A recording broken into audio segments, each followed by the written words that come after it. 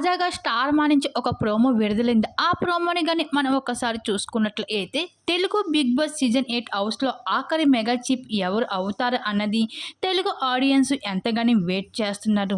ఇంక ఈ వారంలో 'పృథ్వీరాజ్' మెగా చీఫ్ అవ్వాలని చాలా ప్రాణం పెట్టి ఆడుతున్నాడు ఈ టాస్క్‌లో.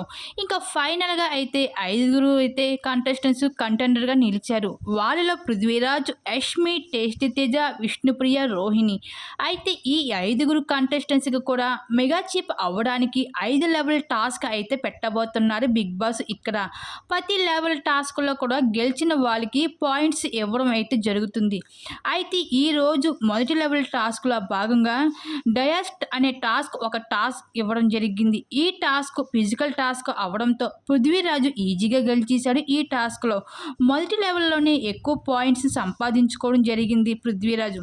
అలాగే పృథ్వీరాజ్‌కి హౌస్‌లో ఉన్న హౌస్‌మేట్స్ అందరూ కూడా తనకి సపోర్ట్ అయితే చేస్తున్నారు. కానీ ఈ వారంలో అయితే పృథ్వీరాజ్ గాని, రోహిణి గాని వీళ్ళిద్దరిలో ఎవరో ఒకరు అయితే ఈ చివరి బిగ్ బాస్ హౌస్‌లో చివరి మెగా చీఫ్ అయితే వీళ్ళిద్దరిలో ఎవరో ఒకరు అవుతారు.